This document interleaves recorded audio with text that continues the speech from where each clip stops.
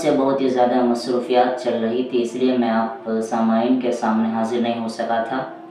پھر پچھلے کچھ دنوں میں جو چیزیں سوشل میڈیا پہ گردش کر رہی ہے، تو میں اسے وقت کی ضرورت کو سمجھتے ہوئے میں اپنے وقت کو فارغ کیا اور میں آپ سامعین کے سامنے حاضر ہوا ہوں۔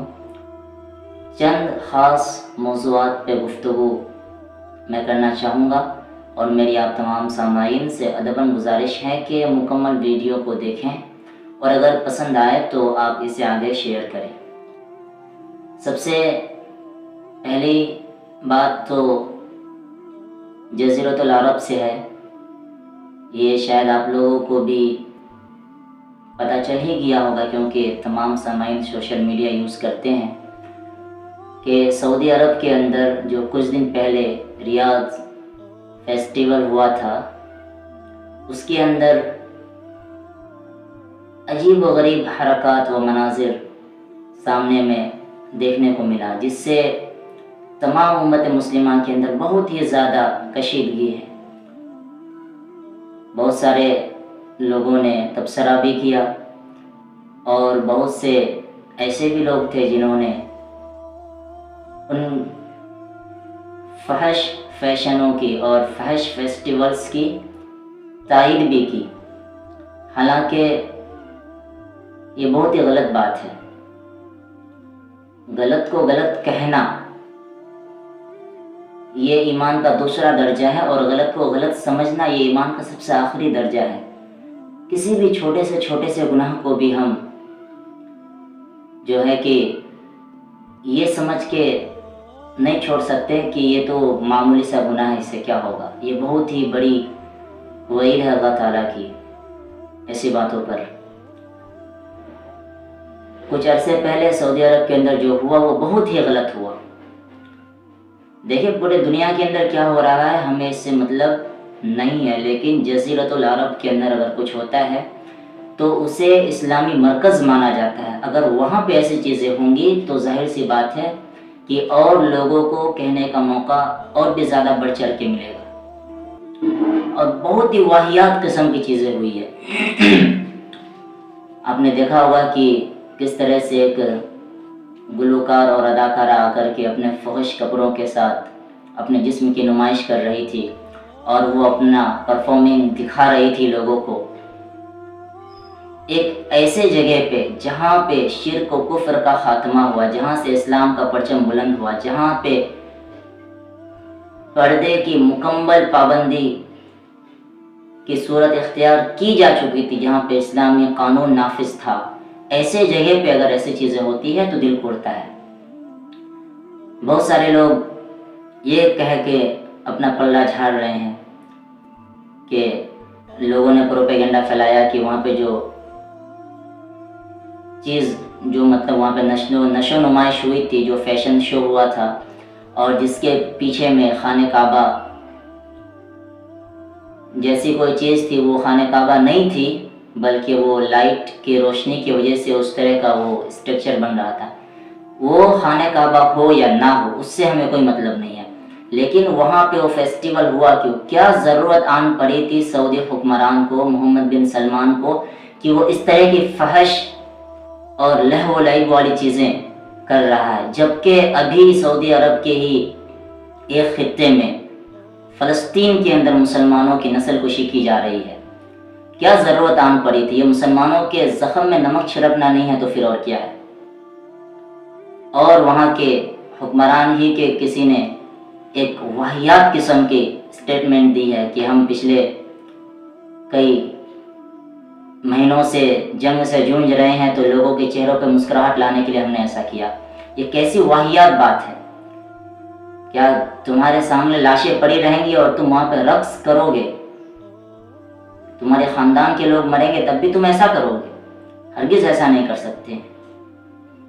بہت ہی دل کوڑتا ہے ایسی چیزوں کو دیکھ کر کے، اور اس سے بھی زیادہ دل تب کوڑتا ہے جب کچھ نام نہاد اسلامک اسکالر اپنے آپ کو مسلمان کہلانے والے، اپنے آپ کو مسلمانوں کے نمائندہ کہلانے والے لوگ جب ایسی چیزوں کی تائید کرتے ہیں تو دل بہت زیادہ کوڑتا ہے۔ پڑوسی ملک کے ایک علامہ غالباً علامہ ہشام الہی ظہیر صاحب نے ایک ایسی باتیں کہی کہ ہمارے ملک کے لوگ کو جب بھی ضرورت پڑتی ہے تو وہ سعودی عرب سے مدد مانگتے ہیں، اور جیسے کچھ ہوتا ہے تو اس کے خلاف بولنا شروع کرتے ہیں۔ دیکھو بھائی، میں آپ کے خدمت میں ادب سے بات عرض کر رہا ہوں کہ ہمیں سعودی عرب کے تقدس، ہمیں معلوم ہے کہ سعودی عرب کا کیا تقدس ہے، جزیرۃ العرب کے اندر کیا چیزیں ہوئی ہیں۔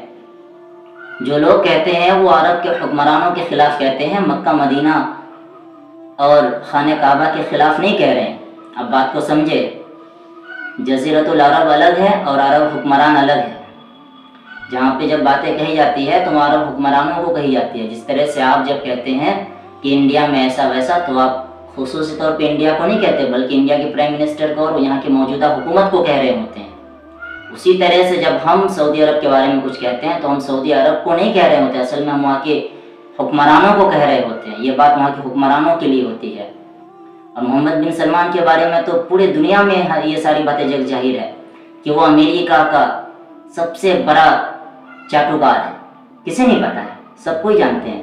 آپ اس طرح سے کہہ کر کے بچ نہیں سکتے۔ دیکھو، آپ کہہ رہے ہیں کہ مدد لینے کی بات، تو مدد تو آپ امریکہ سے بھی لیتے ہو، تو کیا کرنا ہے؟ آپ امریکہ کے سامنے سر جھکا لیں گے؟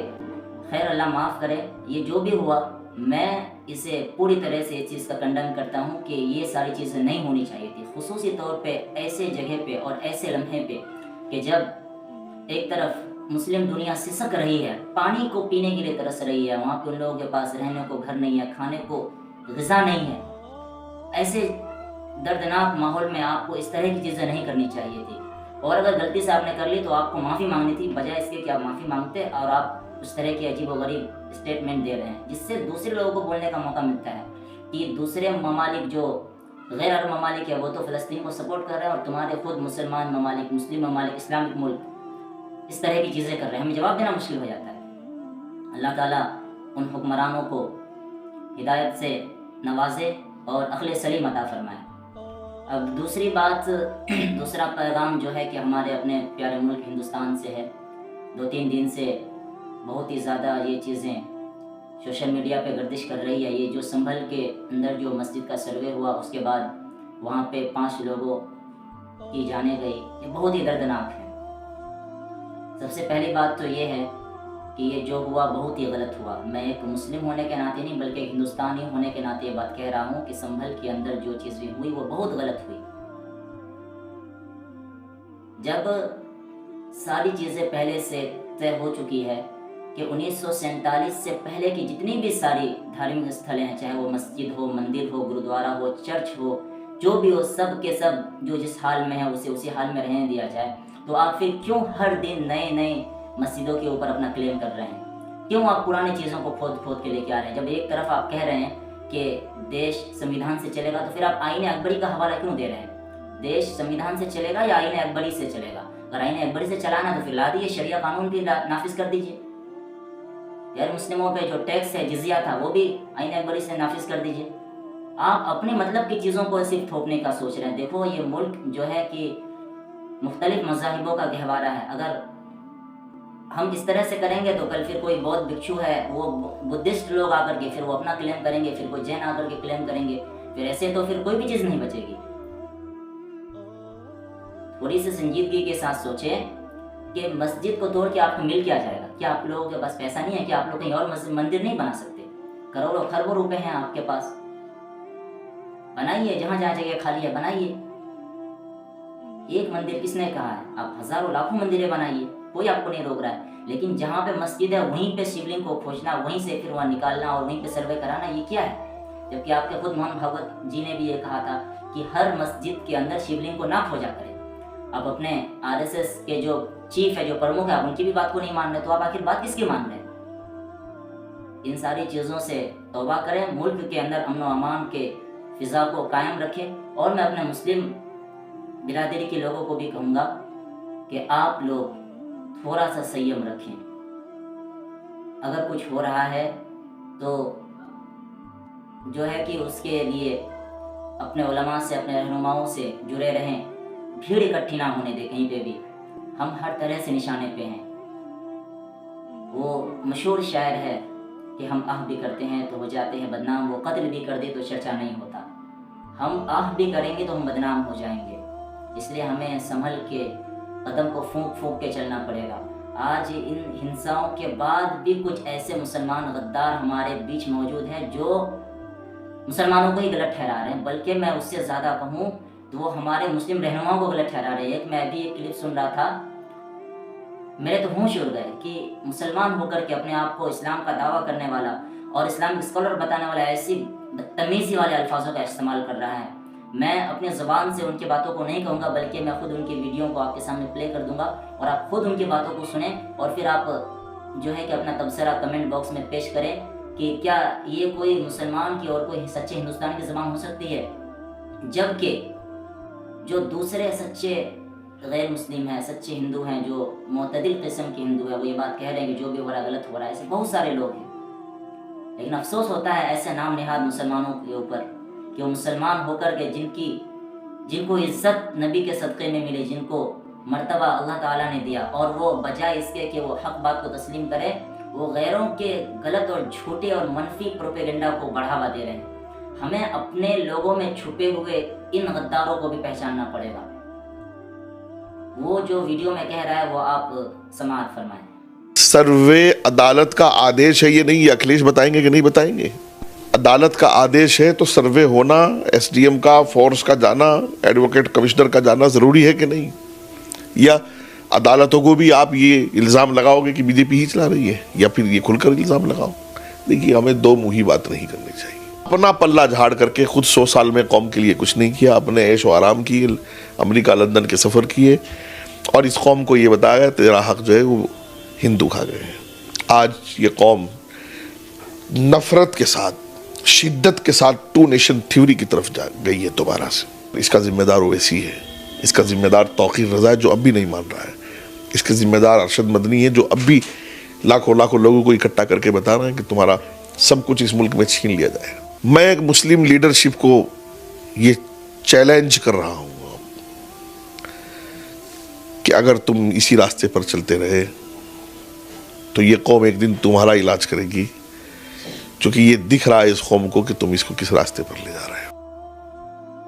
اب آخر میں یہ بات کہنا چاہوں گا کہ ملک کے اندر امن و امان کی فضا کو قائم رکھیں، اور مسلمانوں سے میں خصوصی طور پہ اپیل کروں گا کہ آپ لوگ مساجدوں کے رخ کو مضبوطی سے پکڑیں، مسجدوں کو اپنا مسکن بنائیں۔